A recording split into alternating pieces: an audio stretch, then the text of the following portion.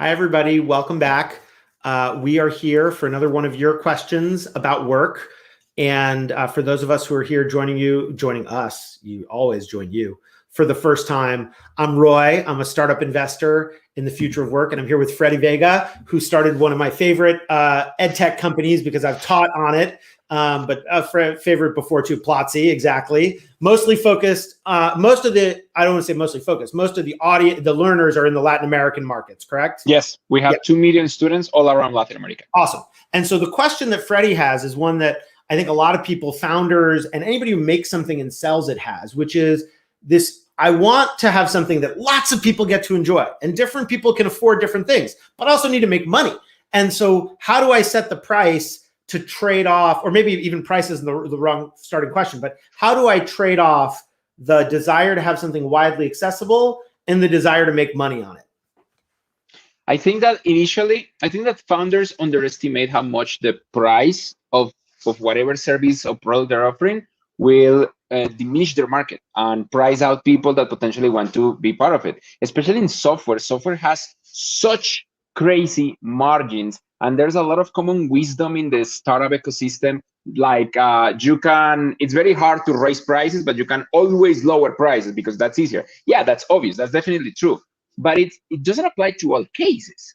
And also something that we found at Platzi, we live in Latin America, where there's a lot of random currency fluctuations. So we have had to increase prices before, and it's okay. Airlines do it all the time. Many products change price, and I think that startup founders tend to be afraid of that, and also tend to be afraid of doing that. Includes me. I think that historically Platzi has been very expensive for a market that is huge, 650 million people. Latin America, the Hispanic market, is the third largest online market with a common culture and language across borders. I'm sorry, do you set different prices in different markets? Because Latin America is also not a single market. Do you set different prices or the same price across markets? Well, Latin America allows us to do different experimentation. So, for example, we charge significantly less in Argentina than we charge in Spain.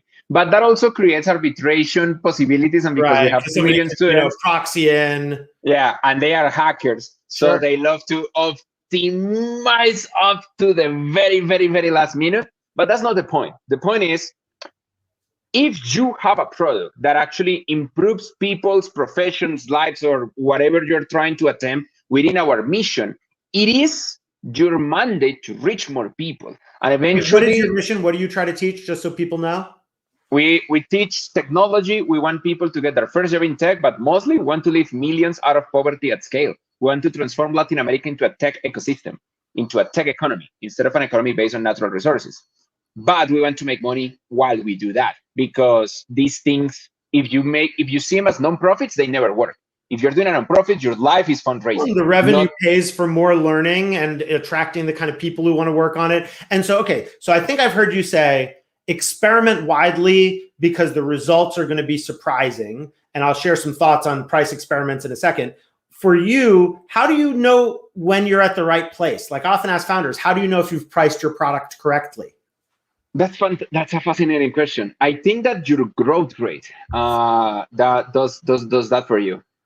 Your growth rate, and obviously grasping unit economics.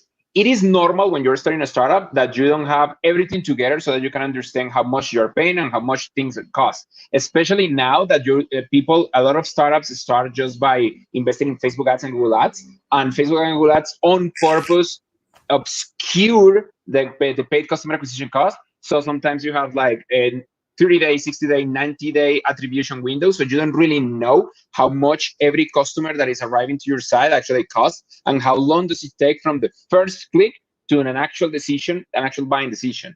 So I understand that there is an issue, but as you continue doing your best in terms of lowering customer acquisition costs, what you're going to find is that eventually your price will hit a point where people are buying it at a higher pace than you were expecting before, and you can create like curves of targeting of where you want to be, because it's better to have a product that 1 million people are really loving at a very low price than just 1,000 people at a very high price that is not. I would just say that depends on your goals. I mean, I just say honor your price. For you, you have the goal of reaching millions of people. For Bloomberg LP, that's not the goal, right? For the terminal. That's fair. Yeah, and so it really depends on what you're selling. But I think for many founders, they want something that is widely accessible. And they've also been taught this culture of like, if it's free, that's okay. The VCs will just pay for it, kind of a thing. And what I hear you saying is experiment with the price,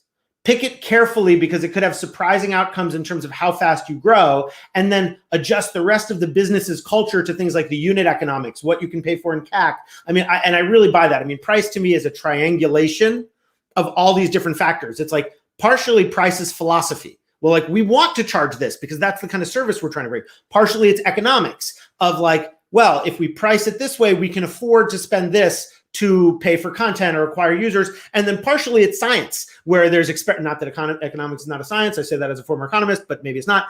But it's partially just the experimentation of figuring out, okay, let's move it up and down. And I totally agree with you that most people, creators, solopreneurs, founders of venture-backed companies, they don't price test enough. And they're often shocked at the extremes to which you can go. Like I've asked founders, why not 10x the price? And again, not for your business, but for other people's business. And they're just like, whoa, like didn't even think, So that's how I think about it. In our case, we've seen we've seen the two examples. We've seen, for example, with our enterprise customers, we just increase the price. Right. And nothing bad happens. You can continue increasing the price and they're like, oh, this product is premium and fantastic. With B2C customers, the opposite applies. With B2C customers, when you increase the price, it makes it more exclusive, but also exclusive implies exclusion. So you eventually will make your total addressable market smaller. And then there's the third way of seeing this, which is what you can see at companies like Zoom or Slack, which is that they price it really cheap for individuals or for like a small team. And it becomes kind of a Trojan horse for when it actually inserts within the enterprise, within the organization. And eventually directors of marketing, directors of human talent don't understand why they're paying these huge bills to Zoom and Slack and tools like that, just because it access to a very cheap price to individuals within the company and eventually reach the whole company level, which I think it's a fascinating strategy to grow. And it's all around the price. 100%. I love that. I mean, price is an elegant lever. And I'll just say that in general, your business model is a source of gravity for your business. You get to decide in what direction does it pull you. If you make all your money off of big enterprise contracts, I guarantee you, I know where the soul of the company is going to lean over the long term. If you make your money off of, low margins and lots of sales, the Amazon style, I know where that soul is going to lean over time. So you get to create this kind of force of gravity that bends everything in that direction. But Freddy, that is awesome. And I think great. This is not advice for today. And for those of you who may be joining us for the first time, the reason we call it that is because advice is often the person who's giving it to you is trying to get you to justify their choices, or worse, they're trying to live out an experiment through your life. Somebody said to me, all advice is autobiographical. So we're just giving you ways to think about it. You're going to decide, and you should feel free, comment, comment on the answers. Ask a question of your own, happy to keep going. This is how we learn so we can serve the community by figuring out how work works. Thanks, everybody.